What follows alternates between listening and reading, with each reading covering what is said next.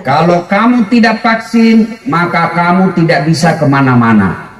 Ada rezeki, nanti bulan 12 atau bulan 1 sudah buka umroh. Mau pergi umroh, kau diumrohkan sama bupati, tapi kau belum vaksin, tidak boleh kau ke sana. Pemerintah Saudi tolak kamu, tolak boleh kau bawa penyakit. Maka piko vaksin besok. Ya ketawa, saya serius ini. Cewek, dengar baik-baik. Kalau ada cowok yang lamar kamu, minta kartu vaksinnya. Itu syarat sekarang. Nanti kau sudah di... Assalamualaikum warahmatullahi wabarakatuh.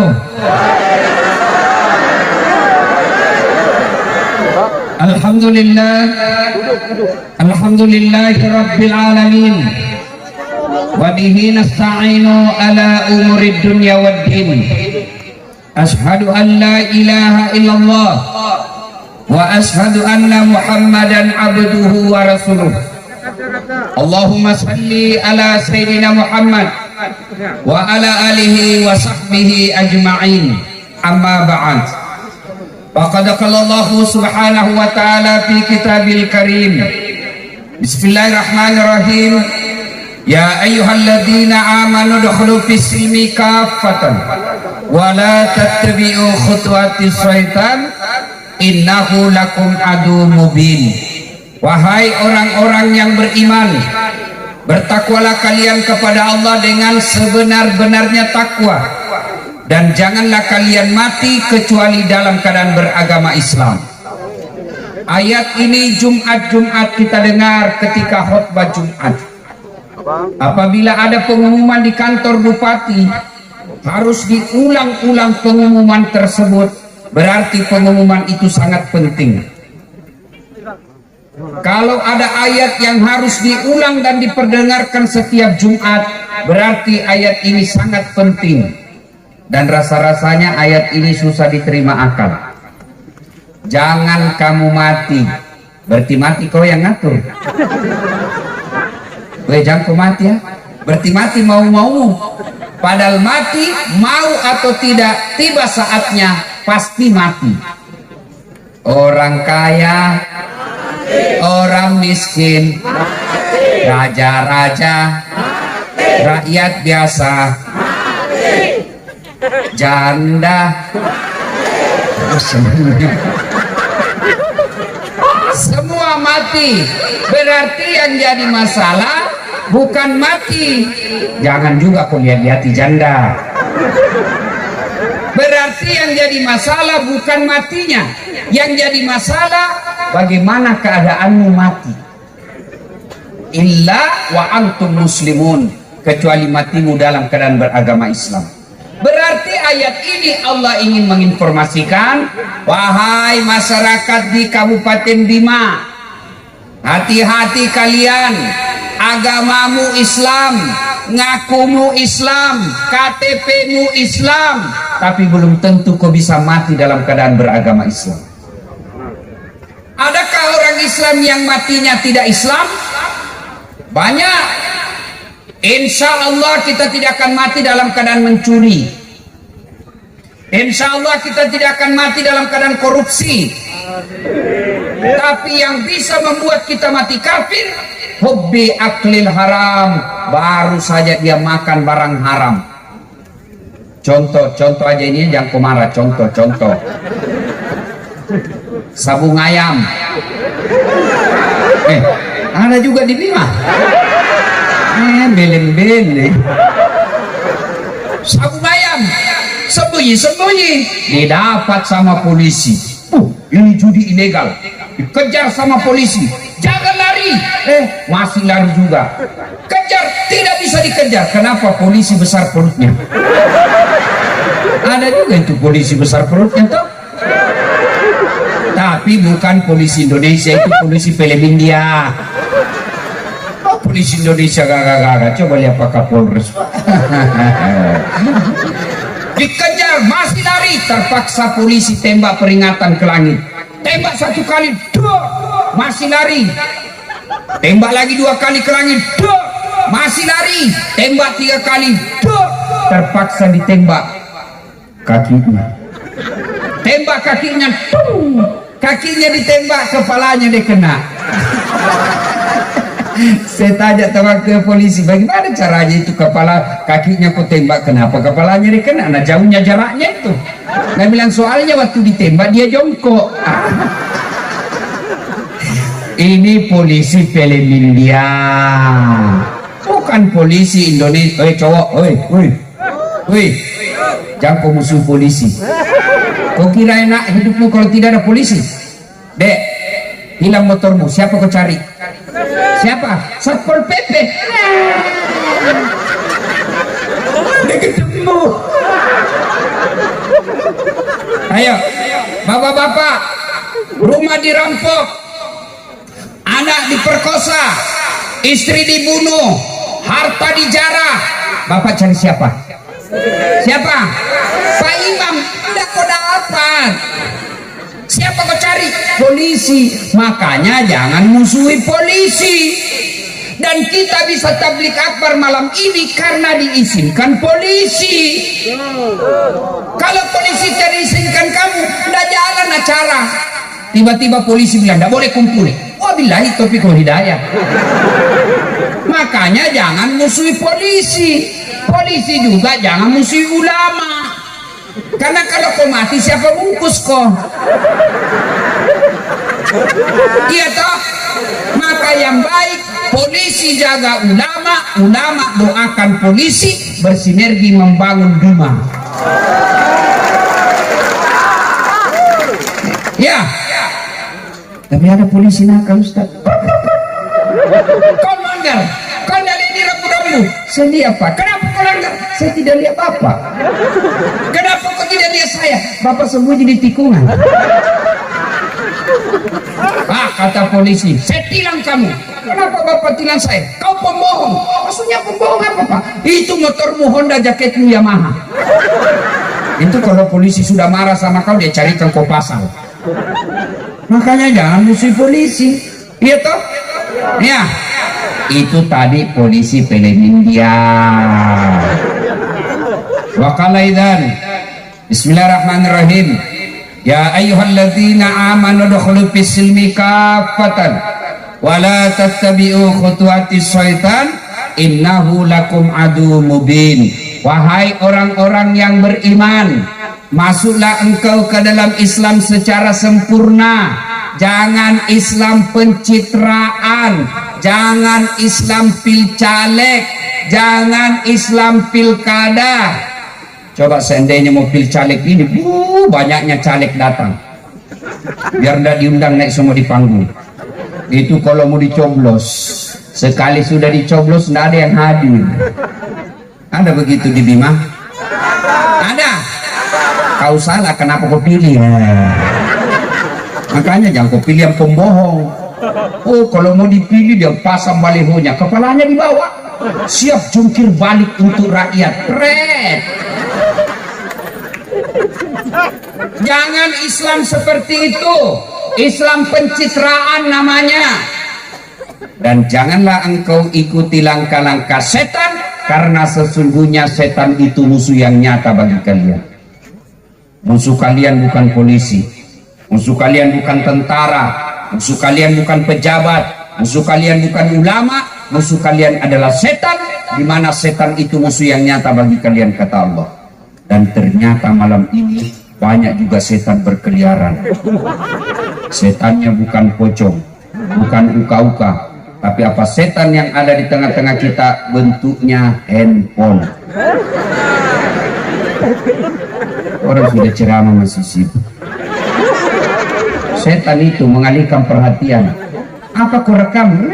Gambarmu kabur, suara tidak jelas, maka lebih baik simpan HP-mu, konsentrasi dengar ceramah. Selama kau pegang HP-mu pasti tidak konsentrasi. Simpan dulu HP. Yang pegang HP itu temannya setan.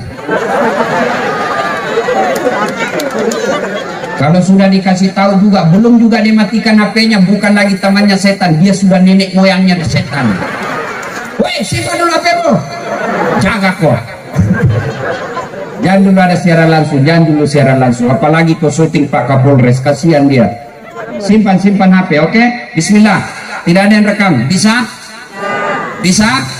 Ayo, saya tahu orang Bima itu sangat taat sama gurunya, saat dengar ulamanya. Ayo simpan HP-nya. Saya mau rekam Ustadz, itu ada teman saya yang rekam. Gambarnya nanti bagus, terang, suaranya jernih. Saya mau nonton Ustadz, gampang, buka nanti di YouTube, Dasat Latif, tulis Bima, sudah muncul. Gambarnya jelas.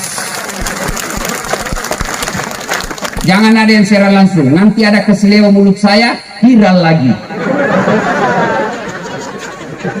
Simpan ya. Ibu-ibu yang tetap pegang HP selama saya ceramah, saya doakan suaminya kawin lagi. Amin. Bapak-bapak senangnya. Simpan dulu, tolong simpan dulu, ya. Oke. Apalagi setan yang ada di tengah-tengah kita yang pacaran. Pergi pengacara malam minggu pacaran, katanya pacaran syar'i, pret. Padahal pacaran syar'i cilaka. Jangan duduk sama cowokmu. Duduk baku pegang-pegang tablik akbar. Siapa ajar kok. Simpan dulu deh HP, simpan. Jangan ada rekam, minta tolong. Jangan ada yang merekam dulu, bisa ya? Bisa? Nanti terakhir baru caranya, Ustadz saya mau dengar ceramahnya Pak Ustadz. Ada caranya, paling gampang, nanti terakhir.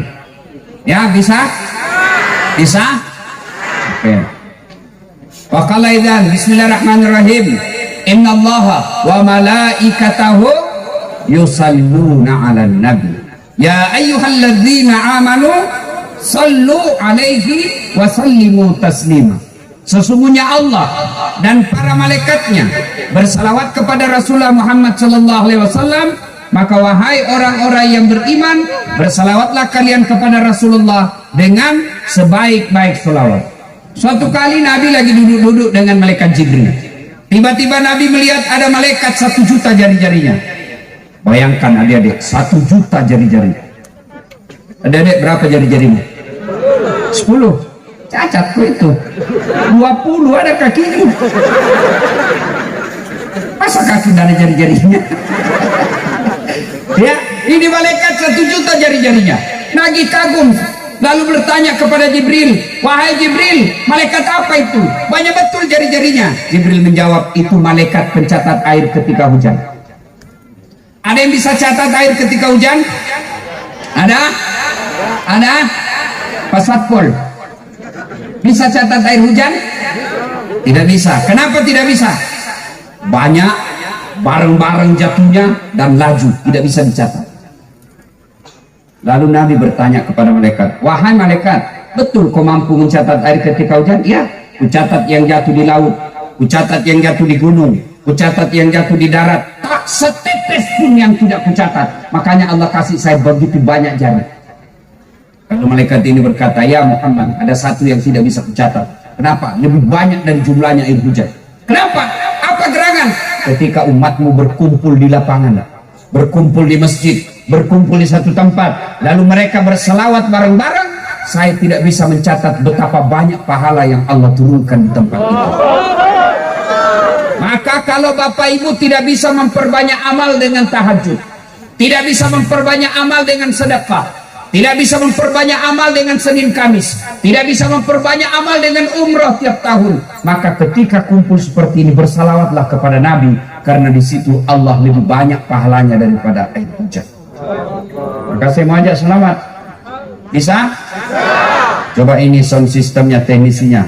Tutup echo-nya bos, tutup echo, nggak usah pakai echo. Cek. Nah, bassnya kau turunkan. Cek. Treble-nya kasih full.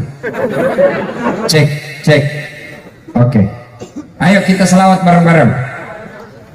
Saya mau dengar mana lebih kencang suaranya perempuan Bima daripada laki-lakinya. Bisa? Bisa?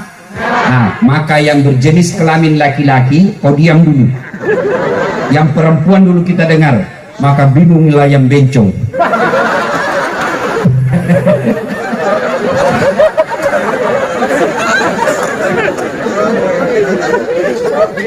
Lagi-lagi diam, dengar dulu ibu-ibu. Yuk. Nah, dipimpin oleh Ibu Bupati. Ayo dengar, ayo mari sama-sama yang ibu-ibu. Salatullah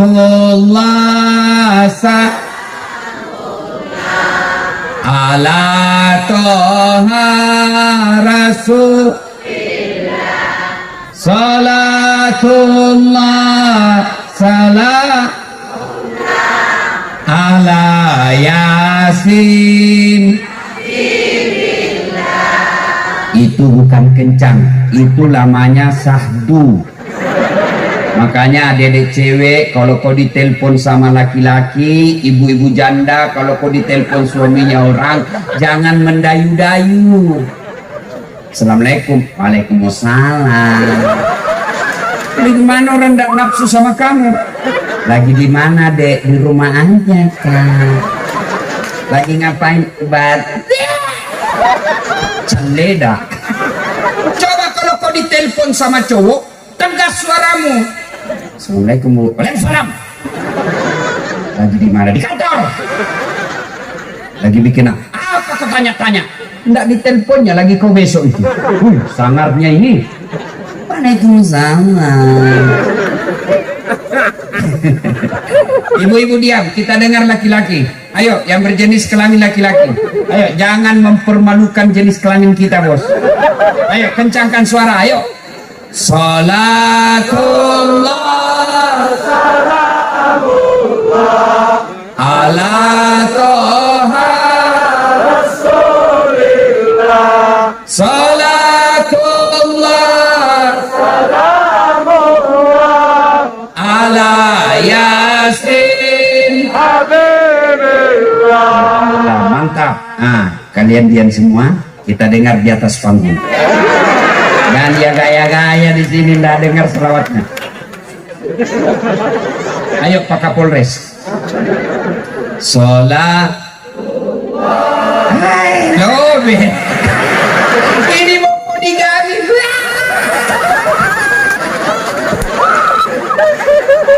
Ayo bareng-bareng semua, ayo. Cewek, cowok, bencong. Ayo bareng-bareng. Salatullah salamullah ala toha rasulillah. Salatullah salamullah ala yasin habibillah. Ya Allah, mudah-mudahan kecintaan kami kepada Rasulmu, amin. Allah angkat corona jauh-jauh. Bapak Ibu tahu enggak kenapa kita sekarang bisa tablik seperti ini? Karena kita sudah banyak yang sudah vaksin.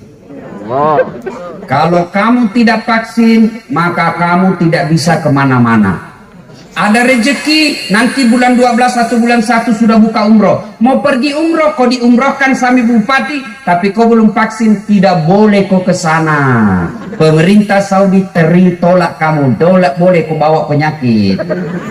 Maka piko vaksin besok. Jangan ketawa, saya serius ini.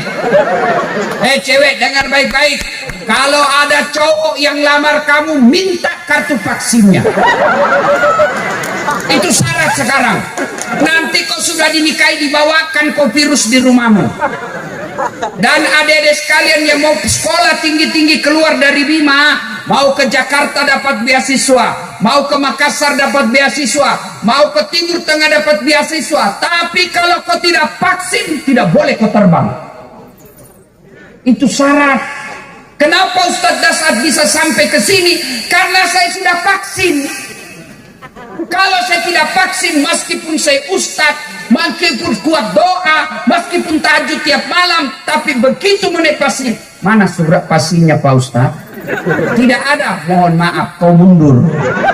Meskipun kau hafal Quran, corona tidak kenal hafal Quran. Maka datanglah vaksin. Oh, ada chipnya Ustadz. Chip itu di handphone, bukan di sini. Kenapa ada kita lihat Ustadz melengket? Itu melengket karena banyak dakinya. Dan saya sudah coba, Begitu saya belum vaksin, saya tempel, menempel betul. Kenapa? Karena di sini ada lemak. Lemak dengan koin pasti menempel. Maka coba kau tempel itu, yang sudah vaksin, coba kau tempel itu duit di sini. Tidak bakal. Kenapa? Di sini sangat sedikit lemak, di sini banyak, maka dia menempel. Maka orang yang tidak mau vaksin sesungguhnya itu termakan hoax. Kalau vaksin merusak, maka matilah semua tentara dan polisi Indonesia. Kenapa? Mana ada polisi dan tentara belum divaksin? Semua sudah divaksin. Mana ada PSN belum divaksin? PASN. Kenapa? Kalau dia tidak vaksin tidak didapat gajinya. Negara, masa ada negara mau hancurkan negaranya? Maka adik-adik yang belum vaksin, vaksinlah. Vaksin tidak vaksin pasti mati. Kalau begitu jangan kau makan. Makan tidak makan pasti mati. Mana kenapa kita makan? Karena ikhtiar kita agar bisa tetap hidup. Tapi biar kau makan 10 karung, kalau tiba ajalmu pasti mati. Biar kau vaksin 10 kali, tiba ajalmu pasti mati. Lalu kenapa kita vaksin? Upaya kita agar kita tidak kena corona. Jelas? Dan enaknya sekarang vaksin gratis, tidak berbayar. Nanti kalau sudah mulai banyak sudah kau mau divaksin lagi sudah dibayar bos. Dia bilang pemerintah sudah mau dikasih gratis, kok kepala batu sekarang kau bayar. Yang ketawa saya sini. Salatullah salamullah ala toha rasulillah. Salatullah salamullah ala yasin. Ibu bapak, saudara-saudara sekalian, teristimewa yang kita hormati, Ibu Bupati Kabupaten Bima beserta Ketua DPR dan Wakil Bupati. Sepanjang saya ceramah barusan ini bupatinya ibunya, anaknya Ketua DPRD-nya. So, jago tahu ini. Jadi ini anak mengawasi ibu. Biasanya ibu mengawasi anak. Hebat ini orang Bima. Yang kita hormati Bapak Kapolres Kabupaten Bima, Bapak AKBP 2 bunga-bunga. Itu AKBP, naik sedikit kombes 3 bunga-bunga, naik sedikit bintang 1, bintang 2, bintang 4, pasti pensiun. Jadi jangan sombong ketika jadi Kapolres. Kapolres saja tidak boleh sombong, apalagi Satpol PP. Nah, Satpol PP saja tidak boleh sombong, apalagi kau security. Security saja tidak boleh sombong, apalagi kau yang pengangguran. Maka jangan sombong. Ustadz sombong, oh tidak boleh Ustadz sombong. Kenapa Ustadz sombong tidak boleh? Ini dasar latih. Kau tahu kenapa dia hebat? Karena ada yang nonton. Saya di sini ceramah menggebu-gebu 2 jam, hebat ceramah, tidak ada yang nonton. Lewat Kapolsek, sudah lama itu gila Pak Ustaz. Maka jangan sombong, tidak ada orang suka orang sombong. Bapak Dandim yang saya hormati, saya lupa kalau 2 bunga apa kalau Dandim, Letkol, Letnan Kolonel. Dan Bapak Ibu saya tidak sebut namanya satu demi satu, karena kalau saya sebut saya tidak ceramah, habis waktu. Seperti tadi ketua panitia disebut semua dulu. Ya ada yang lupa. Bapak Ibu tokoh perempuan yang saya hormati, tokoh pemuda yang saya hormati, ada satu tokoh yang kau tidak ingat, tokoh kelontong. Dan kita hormati pula adinda kita, kakak kita, saudara kita Ustadz Samsuri yang telah mengharumkan masyarakat Bima nomor 1 waktu di Turki. Ketemu tawa Erdogan, ketemu Erdogan cipika-cipiki, masih kecil waktu itu, sekarang sudah berjenggot. Nah ibu bapak saudara-saudara sekalian, acara ini diprakarsai oleh komunitas pecinta Al-Quran. Adik-adik tahu enggak sebelum turun Al-Quran? Saya kasih ilustrasi sederhana sebelum turun Quran. Di Arab disebut jahiliyah. Apa Apa ciri-ciri jahiliyah waktu itu? Satu, 4 Tuhannya. Jahiliyah Tuhannya 4, Latta, Manat, Uzza, Hubal. 4 Tuhannya. Dan Tuhannya dibikin berdasarkan status ekonomi. Yang kaya sekali dia bikin Tuhannya dari emas. Dibikin kepalanya, dibikin kakinya, dibikin perutnya, lalu disembah. Yang agak di bawah kaya, agak kaya sedikit, dibikin dari perak, perunggu, dan besi. Bawahnya lagi, dia bikin dari kayu yang mahal atau batu yang mahal. Miskin, dia bikin dari tepung terigu yang paling miskin. Tepung terigu diambil, dia kocok dan baru dia bikin kepalanya, dia bikin tangannya, dia bikin perutnya, dia bikin kaki. Selesai dia sembah, lapar. Kan tepung terigu tuh roti. Nah lihat Tuhannya. Dia bilang, Tuhan, sudah biku sembah, perutku lapar. Apa boleh buat? Saling pengertian kau. Kau sudah kusembah, sekarang kau yang harus kasih kenyang saya. Maka diambil tangannya Tuhannya, dia makan. Diambil kakinya Tuhannya, dia makan. Bayangkan, sekejam-kejamnya rakyat Indonesia, tidak pernah ada yang makan Tuhannya. Bangsa jahiliyah waktu itu Tuhannya dia makan. Tapi sekejam-kejam, sebodoh-bodohnya orang jahiliyah waktu itu, tidak ada yang pernah berdoa, ya Allah masukkan saya neraka. Di Indonesia ada yang mengaku artis minta didoakan masuk neraka. Lebih jahil daripada jahiliyah. Kita hadir Islam memperbaiki akhlak yang dulu itu. Apalagi jahiliyah waktu itu, jahiliyah perempuan tidak ada nilainya. Perempuan dilahirkan hanya untuk melahirkan. Bahkan perempuan waktu itu boleh dijadikan bahan judi. Misalnya kau suka istriku, nah, kau bisa boleh kita judi. Kalau saya kalah kau, saya pakai istrimu 2 hari. Boleh waktu itu. Perempuan waktu itu kalau dia lahir dan perempuan, maka bapaknya langsung ambil anaknya masih merah, dikubur hidup-hidup. Dan salah satu sahabat Nabi yang pernah lakukan, dialah Umar bin Khattab. Dia kubur hidup-hidup karena dianggap aib. Dulu orang menyembah berhala, sekarang tidak lagi menyembah berhala. Saya yakin tidak ada lagi sekarang yang sembah-sembah patung di Bima. Tapi saya curiga bukan patung dia sembah, tapi bupatinya dia sembah. Kapolresnya dia sembah. Pejabat-pejabat ini biasa di kantor ibu bupati. Ya, ibu. Ada kepala dinas di sini? Ada? Itu yang suka cari-cari muka itu.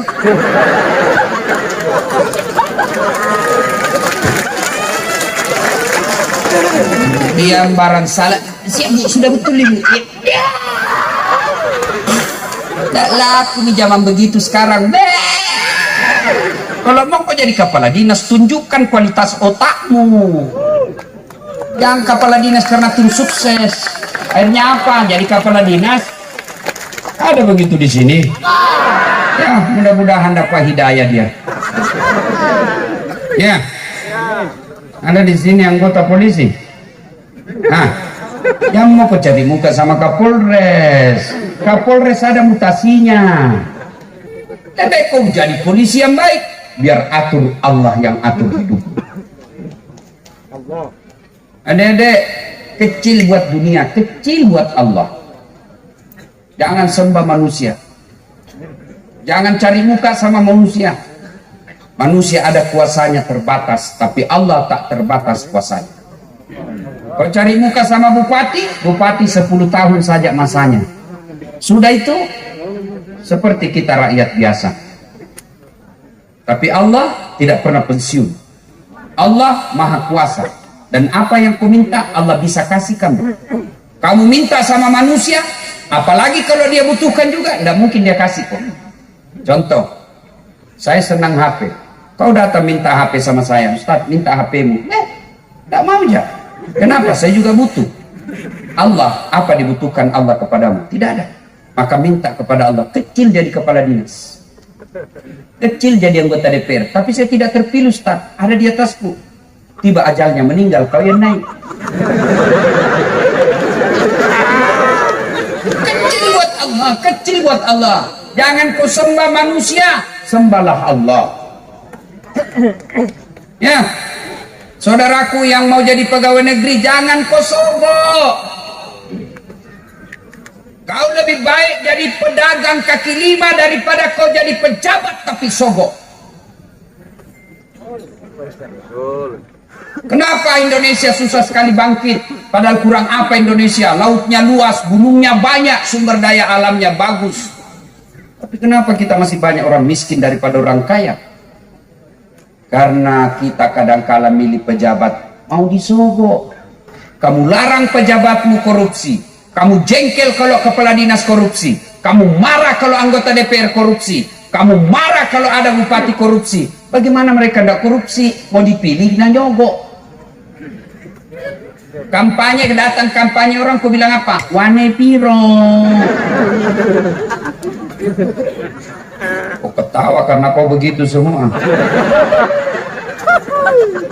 Coba kalau setiap pilkada, pilkap, pilpres tidak ada sogok, maka lahirlah pemimpin-pemimpin orang-orang cerdasnya Indonesia.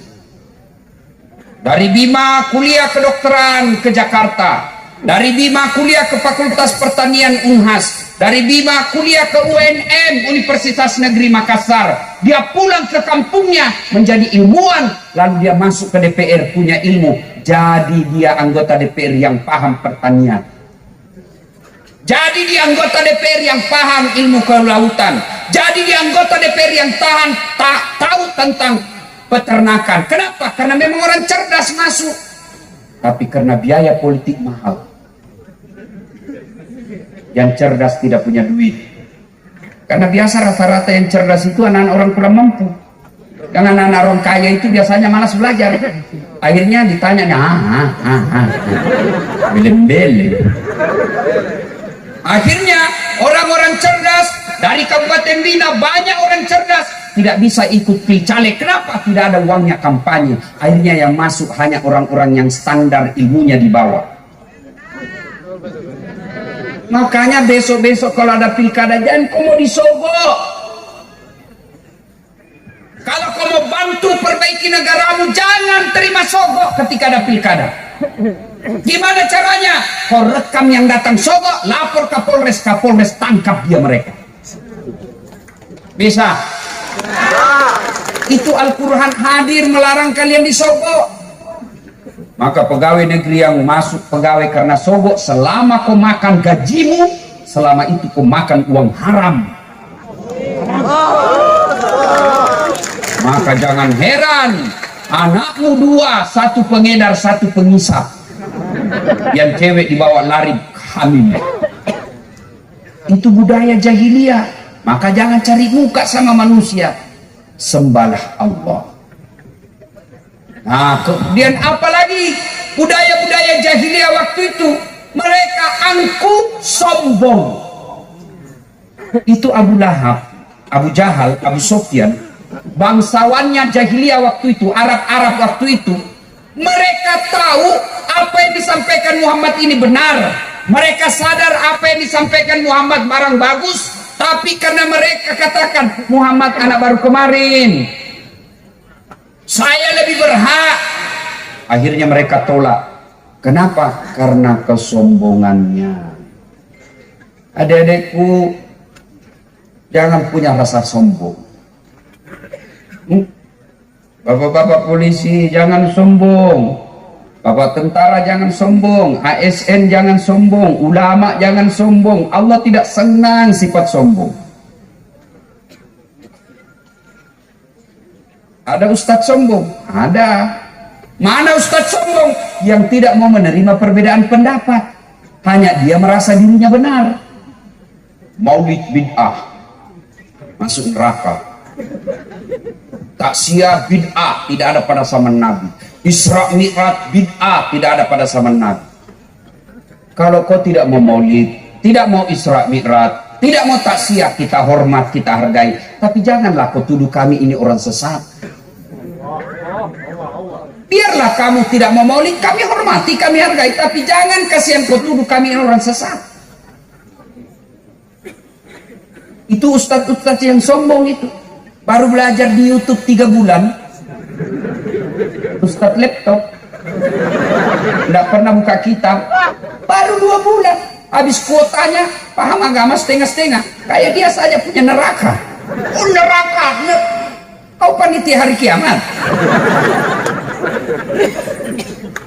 Sombong. Allah tidak mencintai orang yang sombong. Allah membenci orang sombong. Dan tahu Fir'aun. Fir'aun itu diharamkan masuk surga, abadi dalam neraka. Bukan karena dia bodoh, bukan dia karena miskin, bukan dia karena rakyat jelata. Dia raja, dia orang kaya, dia pejabat tinggi, dia cakep, tapi sombong, haram masuk surga. Orang kaya, kata Allah dalam Al-Quran, ada 3 dalam hadits qudsi, ada 3 temannya setan di dunia. 3 temannya setan. Satu diantaranya kata dalam hadits qudsi, al-ganiyun mutakabbir, orang kaya yang sombong. Kaya harta sombong, temannya setan. Kaya pangkat jabatan sombong, temannya setan. Kaya ilmu sombong, temannya setan. Tapi orang masih bilang, iyalah pantas dia sombong, dia wali kota, pantas dia sombong, dia kapolres, pantas dia sombong, dia kaya, masih ada jalannya dia sombong, ya wajar dia pejabat. Tapi kalau kau sudah miskin, pengangguran, jelek mukamu, busuk ketekmu, kau sombong lagi. Bukan kau temannya setan, kau sudah jadi setan cilaka. Ya, jangan sombong. Bapak-bapak polisi, jangan sombong. Gaspol. Rem-rem sedikit. Ya, jangan sombong. Ya, Gaspol, nah, sudah. Setelah itu, itulah gambaran. Banyak sebenarnya gambaran karena waktu terbatas. Maka ayat pertama turun. Iqra. Turunlah Quran. Ayat pertama yang Allah turunkan bukan perintah haji, bukan perintah puasa, bukan perintah sholat, tapi ayat pertama turun. Iqra, baca. Baca ilmu kelautan, baca ilmu struktur tanah, baca ilmu pertanian, baca ilmu kehutanan, baca ilmu teknologi dan lainnya. Baca. Semua kau baca. Dengan catatan, Bismi rabbikal ladzi khalaq. Atas nama Tuhan. Baca ilmu pertanian, setelah kau baca, angkat nama Tuhan. Baca ilmu pertahanan keamanan, jadi polisi, jadi tentara, baca itu, setelah itu muliakan nama Tuhan. Baca apa saja. Maka adik-adik sekalian, ini ayat menunjukkan kita umat Islam tidak boleh menjadi umat yang bodoh. Adik-adik, Imam Ali karamallahu wajhah, Ali bin Abi Thalib, sepupu satu kalinya Nabi, anak mantunya juga Nabi, sahabat juga yang masuk Khulafaur Rasyidin. Nabi akui Ali bin Abi Thalib paling cerdas dari semua sahabat beliau. Ditanya, ya Ali, jika kau disodorkan antara harta dengan ilmu, kau pilih mana? Adik-adik nih yang ada di depan saya, kalau disodorkan kau iPhone 13 dengan kitab Durratun Nasihin, kau pilih mana? Kitab. Pencitraan. Ali ditanya, Ali kau pilih harta atau ilmu? Dengan mantap Ali menjawab, saya pilih ilmu. Kenapa pilih ilmu ya Imam? Ada 3 kelebihan ilmu dibanding harta. Ada 3 keutamaan ilmu yang tidak dimiliki oleh kalau kau punya harta. Apa itu? 1, harta setengah mati kamu jaga, ilmu dia yang jaga kamu. Saya punya duit 5 juta, saya kasih masuk kaleng-kaleng. Orang Makassar bilang bele-bele. Kasih masuk bele-bele, sudah itu digembok. Bele-bele, saya mau keluar kamar, saya kasih masuk di lemari. Gembok lemari. Sudah 2 gemboknya. Keluar kamar, gembok lagi pintu kamar, 3 gemboknya. Keluar rumah, gembok lagi rumah, 4 gemboknya. Keluar pagar, gembok lagi pagarnya, 5 gemboknya. Sampai di kantor hilang kuncinya. Setengah mati kau jaga tuh itu uang. Ya. Sementara ilmu dia yang jaga kamu. Mana buktinya? Pak Bupati, Pak Wakil Bupati, Bu Bupati di rumah beliau dijaga sama Satpol PP. Kemana-mana dikawal. Kenapa? Karena punya ilmu. Tidak mungkin jadi bupati kalau beleng-beleng. Dengar sambutannya tadi. Dengar sambutan tadi bupati. Suaranya menandakan keibuan. Enak didengar. Keibuan. Dan tidak panjang-panjang. Ada juga itu pejabat kalau dia sambutan panjang sekali. Nah bukan dia ditunggu. Dijelaskan juga maulid. Nah bukan kau pembawa hikmah maulid. Ada juga ibu, namanya ibu, masya Allah, pengertian, alhamdulillah. Dan mau lihat prestasinya ibu, lihat anaknya. Kalau anaknya baik, berarti ibunya berhasil. Ada orang sukses, anaknya berantakan. Ya, ilmu dia yang jaga kamu, harta kamu yang jaga. Kata Ali yang kedua, dengan ilmu kau bisa dapat harta, tapi dengan harta belum tentu kau dapat ilmu. Ada orang kaya, kaya sekali, tapi tidak tahu membaca. Pergi Makassar, bingung dia. Sampai dia ejala itu, dia baru belajar membaca, diajar sama anaknya. PEP tambah PEP, SO so, PEPSO, DEDT, apa bacanya? Odol. Karena dia lihat gambar.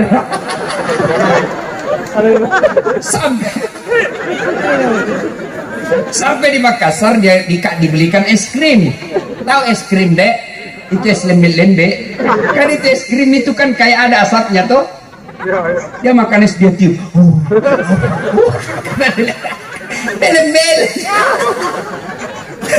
Dia masuk ke mall. Begitu masuk di mall, dia lihat ada tangga lift. Tahu tangga lift? Dia naik turun, terbuka. Ada tulisannya di atas open. Dia bayangkan pembikin kue di kampungnya. Open. Besarnya pembikin kue. Dia banyak di Makassar, besar sekali pembikin kuenya. Tiba-tiba terbuka, open, wih besar. Masuk orang Tionghoa. Orang Tionghoa kampung putih tuh. Dia teriak, weh, jangan masuk nak, panas. Jangan masuk, bahaya. Masuklah ini orang Tionghoa, tertutup pintu. Selang beberapa saat terbuka, keluar orang Afrika. Hitam deh, keriting deh. Saya bilang memang jangan kau masuk, hanguslah kau. Bahayanya, yang masuk yang keluar. Ini kalau orang dongok. Makanya kau biar banyak duitmu, kalau kau dongok susah hidupmu. Sebaliknya, dengan ilmu kau bisa dapat harta. Mana contohnya? Sekarang orang mahal tidak mau pergi penerbang. Kenapa? Mahal pesawat, mahal tiket Ustaz. Saya tidak pernah bingung soal tiket. Kemana-mana saja saya tidak pernah pusing soal tiket. Kenapa? Bukan saya yang beli.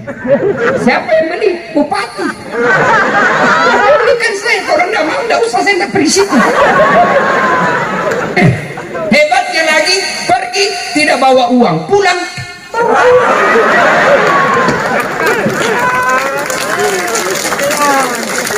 Gara-gara apa? Ilmu. Dulu.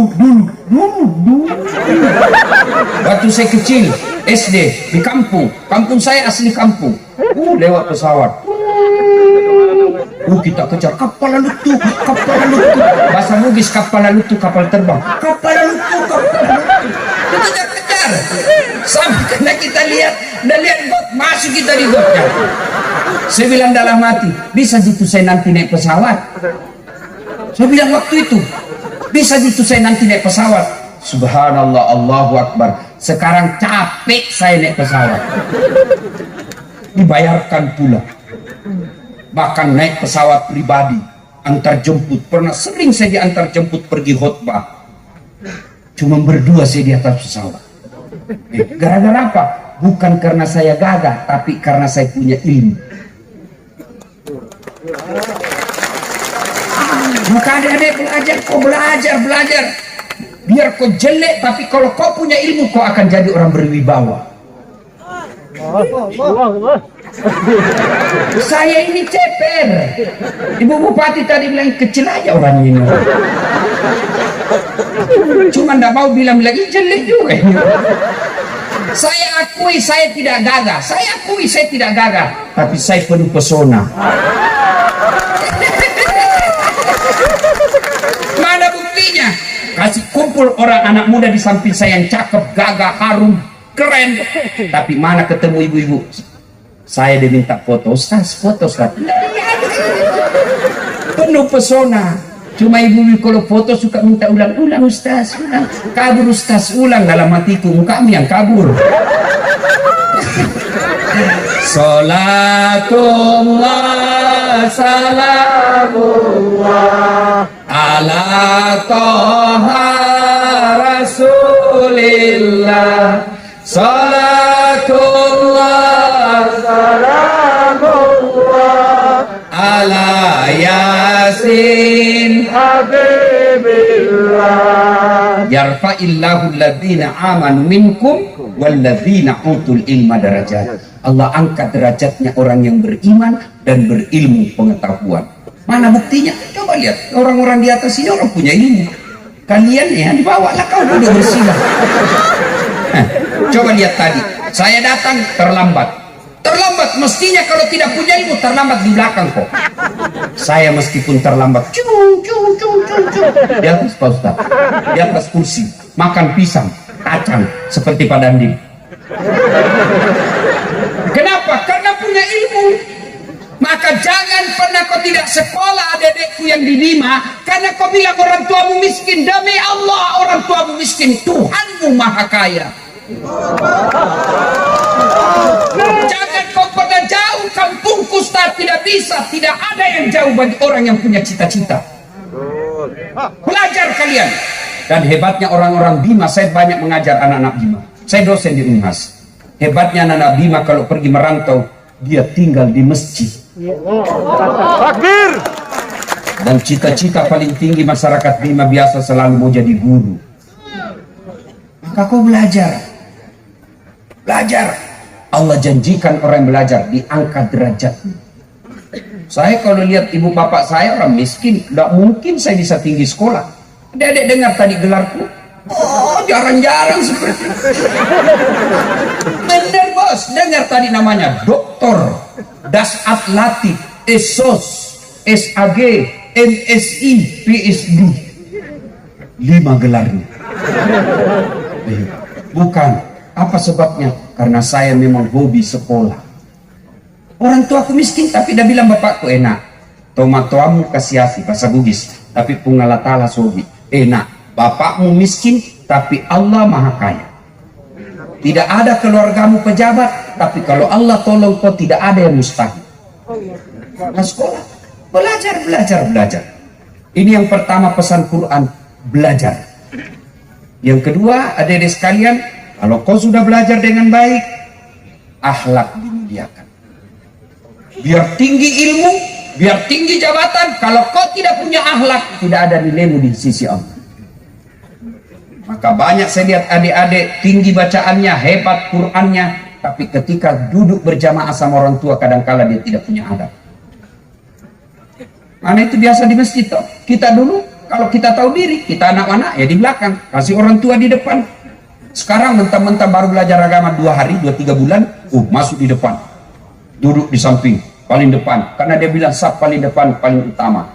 Tapi itu bagus. Tapi tolong kalau kau sudah sholat, jangan langkah-langkai orang. Ada kan begitu yang katanya tidak ada diajarkan Nabi doa bersama. Oke, kalau kau tidak mau doa bersama, tidak usah. Tapi jangan langkah-langkai orang, itu adab. Assalamualaikum warahmatullahi wabarakatuh. Langsung berdiri. Kalau kau tidak mau, jangan kau di depan, di belakang kau.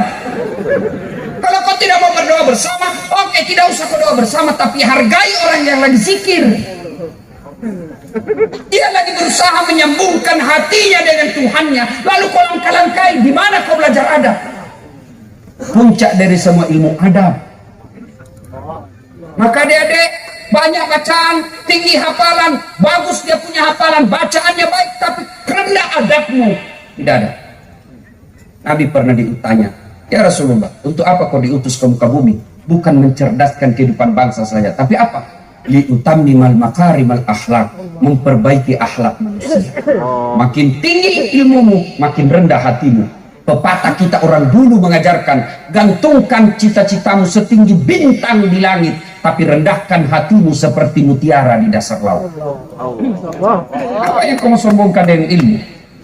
Wa ma utitu minal illa qalila. Dek wale kupat di sini kecuali cek dek ini. Tidak kuberikan kau ilmu kecuali sangat sedikit. Apa yang kita mau sombongkan? Rendah. Jangan kau sombong. Jangan kau akhlak buruk. Terutama kepada orang tua. Ada sekarang anak-anak mentang-mentang tinggi sekolahnya, menghafal Quran dari Timur Tengah, berbeda dengan bapaknya. Bapaknya mau taksiyah, dia dapat ilmu yang tidak mau taksiyah. Dia bilang, apa ini orang tua? Sesat kamu. Kamu yang sesat, bos. Dari mana kau belajar agama? Orang tuamu kau bilang sesat. Dijualkan kau sawah bapakmu. Bapakmu jadi nelayan bertahun-tahun supaya kau bisa ke Timur Tengah sekolah. Setelah kau pulang hanya berbeda manhaj, berbeda metode dakwamu sehingga kau kafirkan orang tuamu. Orang begini dicabut berkahnya. Adab, sopan santun, makin beradab makin baik. Adik-adik, kalau kau mau sukses, muliakan orang tuamu. Ada orang hormat betul sama kepala dinasnya, kurang ajar sama bapaknya. Cium tangannya pejabat,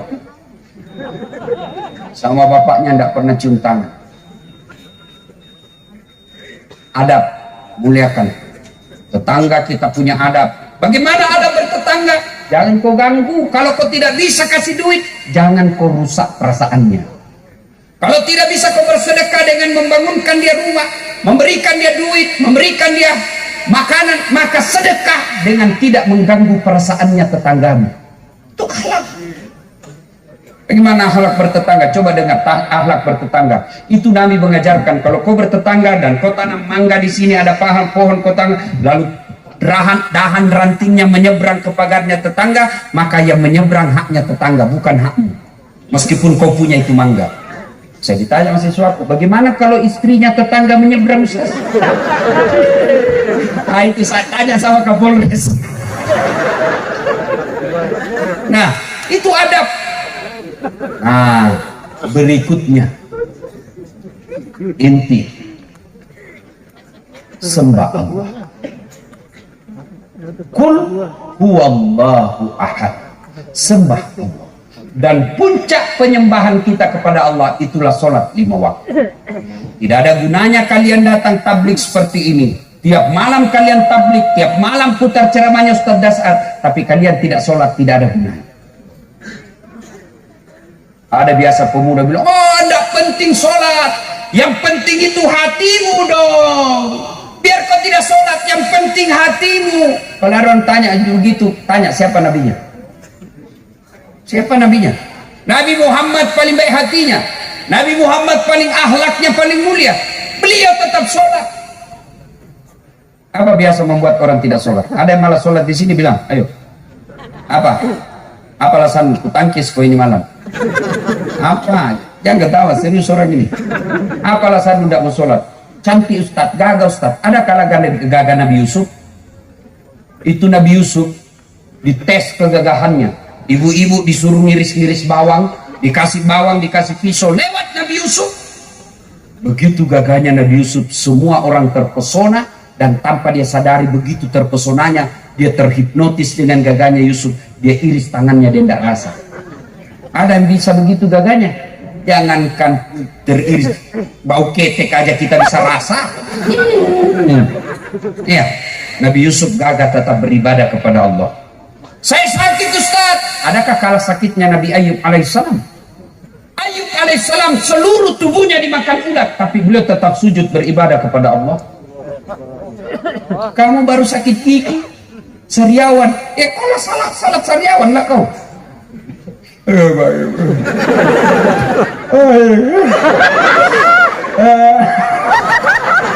Allah tahu kau lagi sakit gigi. Ustaz, saya tidak bisa berdiri. Allah kasih keringanan, silakan kau duduk. Tapi kan saya lagi di tengah laut, Ustaz, lagi tangkap ikan. Saya tidak tahu di mana kiblat. Kau lihat di mana matahari terbenam, menghadap ke sana lah kau. Oh sana. Sudah. Allahu Akbar. Tiba-tiba kau yang perang. Tak usah juga kau goyang. Mana saja kalau begini perahu pun. Allah Maha bijaksana. Yang ketawa serius orang ini. Ustaz, saya tidak bisa duduk, baring. Tidak bisa baring. Sholat pakai isyarat. Mana namanya sholat pakai isyarat? Tinggal mata yang digerak-gerakkan. Allah. Senang. Itu sholat pakai isyarat. Saya tidak bisa, Ustaz. Sholat dalam hati. Bagaimana sholat dalam hati? Seluruh bacaan sholat mulai takbir sampai salam kau baca dalam hati. Bayangkan lagi ruku, baca doa ruku. Bayangkan lagi sujud, baca dalam hati, dalam hati itu doa sujud. Selesai. Tidak bisa juga begitu, Ustaz. Gampang, ambil kain putih, bungkus, awak kubur. Tapi kan kita lagi perang, Ustaz. Kita tentara lagi perang. Allah kasih lagi keringanan namanya salat khauf. Salat dalam keadaan takut, perang, boleh. Bagaimana caranya, Ustaz? Saf pertama 5 orang depan, saf kedua 5 orang depan. Ya saf pertama dulu selesaikan salatnya. Yang di belakang siapkan senjata. Selesai yang di depan, yang di belakang lagi, yang di depan lagi siapkan senjatanya. Itu sholat. Begitu pentingnya sholat. Cuma yang banyak biasa sholat, ibu-ibu tidak sholat gara-gara apa? Haid. Datang bulan. Karena tidak sholat lagi mens. Karena tidak sholat halangan. 3 kali 1 bulan. Lembele. Dia bilang suaminya biasanya cuma 5 hari. Ini kok sudah 7 hari belum sholat. Belum bersih, Pak. Kok bohong? Apa bohong? Saya kasih lihat kau. Saya kasih lihat dong.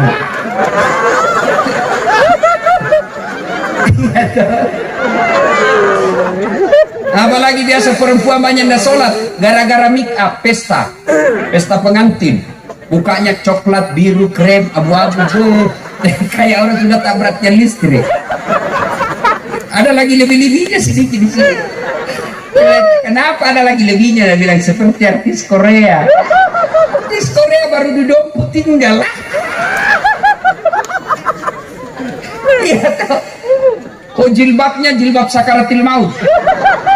Ibu tahu jilbab sakaratil maut? Ada tuh yang dikasih dulu, ada dikasih tali-tali, dia lipat, baru dia ikat di lehernya. 3 lapis coklat, biru, krem, gak kasih miring. Ada kering-kering kayak pohon-pohon di belakang. Bajunya sempit, dia ikat lehernya, roknya sempit. Jalanlah dia pergi pengantin. Bedeng-bedeng. Kita sholat, dia bilang suaminya, "Pi kok sholat, Bu?" Kau tidak sadar kau ini, Pak? Sadar, saya suruh kau pergi sholat. Saya sudah jualkan kau sahabat pergi haji, malah kau tidak sholat. Sadar kau, Pak? Sadar, saya suruh kau sholat. Kau tidak lihat ini jilbabku 1 jam dipakai. Gara-gara jilbab dia tidak sholat. Banyak kan begitu? Sholat. Tidak ada alasan bagi mereka tidak sholat. Adik-adikku yang malas sholat sebagai motivasi dan ancaman buat kalian. 1. Buka Al-Quran surah Al-Hajj ayat 47. Situ Allah jelaskan, 1 kali kau tinggalkan sholat, Allah hukum kau 1 hari di neraka. Berapa sih 1 hari di neraka, Ustaz? 1000 tahun dunia. Jadi kalau kau tidak sholat subuh tadi, subuh 1 hari kau diparkir. Apalagi kalau cuma hari Jumat saja sholatmu. Berapa hari? Hari Jumat saja, paling terlambat datang, paling cepat pulang. Orang khotbah dia tidur. Mau kau masuk surga, nenek mutunya. Kau kira ada orang dalam bisa urus kamu? Sholat. Ngeri Pak yang tidak sholat. Saya biasa, ngeri Pak. 1 kali tidak sholat, 1000 tahun kau dibakar di neraka. Dan bagaimana panasnya di neraka, kata Nabi, yang paling ringan diletakkan kerikilnya neraka di kakimu, saking panasnya mendidih sampai ke otakmu. Itu yang paling ringan. Hati-hati.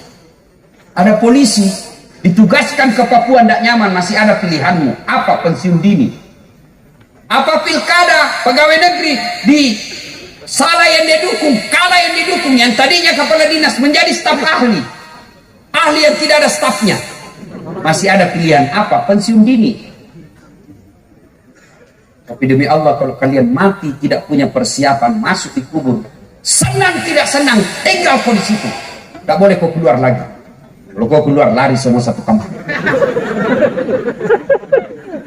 Kalau saya lihat ada orang meninggal, tidak pernah kita lihat sholat, Instagramnya semua soal aurat, Instagramnya cuma memaki-maki, ngeri Pak. Kalau bapak merantau ke Jakarta tanpa bekal, sudah pasti kau menderita. Pergi Jakarta tidak punya duit, tapi masih agak bisa di Jakarta, masih bisa kita cari mes Pemprov NTB, kita datang ke sana. Bagaimana kalau anda masuk ke kubur, tak ada sholat, tidak ada persiapan, semua amalmu dihapus. Begitu orang meninggal, datang malaikat, "Marabuka, siapa Tuhanmu?" Kaget dia, tunggu dulu, orang baru datang. Karena waktu di dunia suka dia berdebat.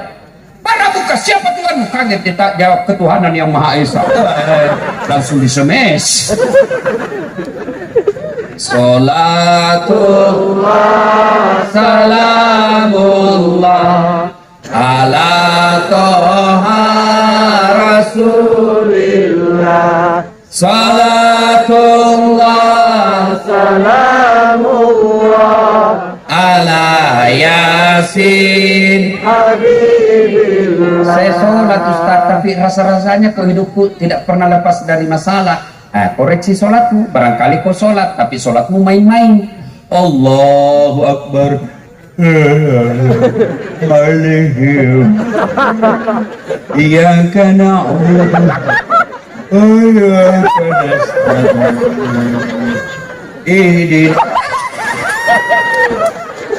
siapa ajar ke sholat begitu? Iya toh? Allahu Akbar. Dia baca semua pengumuman di masjid. Keadaan keuangan masjid keadaan. Allahu Akbar, cari duit. Tadi uang 100.000, 50.000 beli pulsa, 30.000 beli bensin. Mana ini 20.000? Allahu Akbar, belum didapat. Allahu Akbar. Begitu salam, oh di bawah sadel. Sholat ini kau cari uang. Kau ketawa karena kau bayangkan dirimu semua. Ya, saya sholat Ustaz, betul sholat, tapi kau tidak konsentrasi. Saya sholat Ustaz, betul sholat, tapi kau main-main. Kenapa main-main? Itu juga sholat, bajumu kau pakai mandi. Itu juga kau pakai tidur. Itu kau pakai main futsal. Kau pakai pergi pasar, kau pakai mencuci, kau pakai lagi sujud kepada Allah, padahal banyak bajumu. Ada yang bertanya, Ustaz, boleh enggak sholat tidak pakai BH? Saya bilang boleh, tapi coba kalau kau menghadap sama Kapolres tidak pakai. Iya Pak, mohon maaf Pak, saya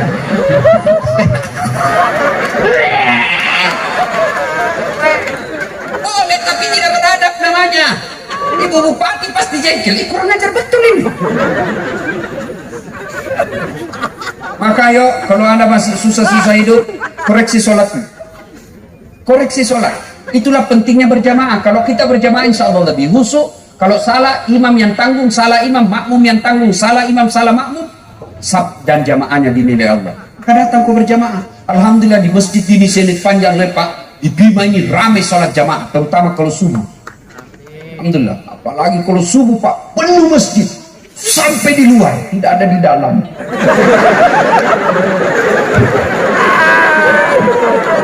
Ya, ayo, semua kebaikan yang kau lakukan tidak ada nilainya ketika kau tidak sholat. Kenapa sholat penting? Karena sholat adalah puncak pengabdian kepada Allah. Artinya apa Ustaz? Tidak boleh ada kegiatan lain ketika kau sholat kecuali hanya menyembah Allah. Puasa, boleh ada kegiatan lain. Sambil nunggu buka puasa kita menyanyi-nyanyi, boleh. Sambil jual-jual kue, boleh. Pergi haji, boleh. Sambil dagang, bawa rokok. Dagang. Ada perokok di sini? Saya doakan kalian yang merokok berhenti merokok. Kau benci Yahudi tapi kau beli rokoknya. Ayo, kalau sholat tidak boleh ada kegiatan lain. Tawaf boleh sambil menyanyi, boleh. Labbaik Allahumma labbaik, labbaik la syarika lak labbaik, boleh. Sah soal hajimu. Bayar zakat sambil nyanyi boleh. Insaflah wahai manusia, bila dirimu berno. Ini dek zakatku. Ya boleh sah. Tapi sholat tidak boleh ada kegiatan lain. Allahu Akbar. Begadang jangan begadang. Tidak boleh. Kenapa? Kau lagi beribadah hanya kepada Allah. Nah, ibu bapak, saudara-saudara sekalian, sebenarnya banyak yang ingin kita sampaikan, tapi waktu jualah yang membatasi kita. Mau lagi masih mau dengar ceramahnya Pak Ustadz? Caranya gampang. Ada versi panjang, ada versi pendek. Kalau versi panjang, buka YouTube, tulis Das Atlatif, keluarlah ceramah saya. Silakan. Kiat sukses mencari jodoh ada. Mendidik anak ada, kewajiban suami ada, kewajiban istri, semua sudah dibahas. Termasuk wawasan kebangsaan ada semua di situ. Termasuk yang terakhir, si ceramah di depan Pak Presiden. Saya bilang, Bapak Presiden yang terhormat, di depan pintu surga kelak ketika penghuni surga masuk surga, tiba-tiba pintu surga macet, rusak kuncinya. Malaikat, sudah mau masuk ini orang rusak kunci. Dia bilang, malaikat, ada yang bisa perbaiki? Maju orang pertama, Ajinomoto, orang Jepang. Dia bilang, saya bisa perbaiki malaikat, cuma ada biaya kerja 3 juta. Untuk apa 3 juta? 2 juta pergantian barang rusak, 1 juta biaya kerja. Maju orang kedua, George, orang Amerika. Saya bisa lebih baik dari dia, saya minta 5 juta. Untuk apa 5 juta? 2 juta biaya penelitian, riset, supaya tidak terulang kerusakannya. 2 juta pergantian barang rusak, 1 juta biaya kerja. Oh iya, maju orang ketiga, namanya broker, Indonesia. Saya bisa kecil ini 2, saya bisa lebih baik dari kerjanya ini, cuma lebih mahal. Berapa aku minta? 15 juta. Kaget malaikat, itu apa 15 juta? Jadi dekati malaikat, malaikat, 5 juta untuk kamu, 5 juta untuk saya, 5 juta kasih orang Jepang kerja. Sudah ditendang, kok kira ini negaramu, kas masuk neraka. Nah, itu caranya nonton, buka YouTube. Sudah itu pencet, sudah aku pencet Ustaz, tidak mau tak putar. Aku yakin berarti tidak ada kuotamu. Itu versi panjang. Bosok ada ceramah saya 10 jam berturut-turut, tidak pernah berhenti. Ada versi pendek, 1 menit, 2 menit, paling lama 3 menit. Gimana caranya? Buka Instagram. Yang pegang HP silahkan, mau kau pegang sekarang HP-mu. Follow saya di Instagram. Namanya Das Atlatif 1212. Das Atlatif 1212. Banyak itu Das Atlatif, pakai fotoku, pakai namaku, tapi bukan saya itu. Kalau saya yang centang biru. Das Atlatif. Ya. Hari ini kalau saya tidak salah, saya bahas tentang ceramah saya 1 menit tentang doa. Tuh. Nah, ibu bapak saudara-saudara sekalian, inilah tausiah kita. Terima kasih kepada panitia, meskipun sampai di sini perjalanan yang sangat melelahkan. Saya jam 5 pagi sudah tinggalkan rumah. Padahal sebelumnya kasihan, saya juga cuma 8 jam di rumah. Jam 5 sudah pergi, sampai di sini setengah 5. 1 hari perjalanan, jauhnya di kampung. Jauh kalau dari Sulawesi, dekat kalau dari Lombok. Jauh itu tergantung dari mana kau start. Nah, besok pulang pagi-pagi, pergi lagi transit ke Lombok, transit ke Surabaya, jam 6 baru sampai Makassar. Tapi karena saya cinta kepada taklim dan masyarakat Bima, saya datang di sini. Dan begitu saya terima surat, saya tahu orang Bima suka warna kuning. Maka saya pakai motif kuning. Ibu Bupati juga warna kuning. Enggak? Ngerti maksudnya tuh? Nah, demikian, lebih dan kurangnya mohon dimaafkan. Sebelum saya akhiri, saya mau berpantun. Ya, mari kita berdoa. Kita awali dengan mengirimkan suratul Fatihah kepada Rasulullah Muhammad SAW. Khasiat dan keutamaannya kita mohon keikhlasan. Saya bisa ceramah begini bukan karena saya jago, tapi karena bapak saya mendidik saya. Sebagai rasa terima kasih tuan-tuan, puan-puan, bapak ibu kepada bapak saya mohon keikhlasannya mengirimkan suratul Fatihah kepada beliau yang telah menjadi arwah. ila hadratin Nabi Mustafa Muhammad sallallahu alaihi wasallam summa hususil ruhil almarhum Abdul Latif bin Syafo. Al-Fatihah. Bismillah. Iyyaka na'budu wa iyyaka nasta'in. Amin. A'udzu billahi minasyaitonir rajim. Bismillahirrahmanirrahim. Allahumma shalli ala sayyidina Muhammad wa ala ali sayyidina Muhammad. Allahumma ghfir lil mu'minina wal mu'minat wal muslimina wal muslimat al ahya'i minhum wal amwat innaka sami'un qaribun mujibud da'wat wa qadiyal hajat. Ya Allah, Zat yang Maha membalas, balaslah segala kebaikan orang-orang yang telah mewakafkan waktu, harta dan ilmunya untuk acara ini. Angkat harkat dan martabatnya, wujudkan cita-citanya, bahagiakan keluarganya, dan jika kelak menghadap kepadamu, hadapkan dalam iman dan Islam. Ya Allah, ya Rabbi ya Karim, Zat yang beri hidayah, berikan hidayah kepada kami ya Allah. Jangan kau biarkan kami larut dalam maksiat dan dosa, terutama bimbing dan tuntun kami dalam melaksanakan sholat dengan sebaik-baik sholat. Lalu berikan kami kemampuan untuk mampu mengamalkan nilai-nilai sholat dalam kehidupan sehari. Ya Allah ya Rabbi ya Karim, Zat yang beri hidayah dan petunjuk, berikan hidayah kepada pemimpin kami, pada bupati kami, wakil bupati kami, kapolres kami, dandim kami, dan seluruh aparat pejabat-pejabat kami. Tunjukkan kepada mereka hak adalah hak, dan berikan kesanggupan kepada mereka melaksanakan yang hak itu. Tunjukkan kepada mereka yang batil adalah batil, dan berikan kesanggupan kepada mereka memerangi kebatilan itu.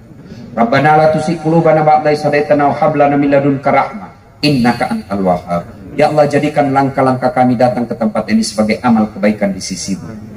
Rabbana atina fid dunya hasanah wa fil akhirati hasanah wa qina adzabannar. Subhana rabbika rabbil izzati amma yasifun. Salamun ala mursalin walhamdulillahi rabbil alamin. Terima kasih, lebih dan kurangnya mohon dimaafkan. Fastabiqul khairat. Assalamualaikum warahmatullahi wabarakatuh. Selanjutnya, sebagai bentuk ungkapan terima kasih dan apresiasi pemerintah Kabupaten Bima bersama dengan masyarakat Kabupaten Bima pada malam hari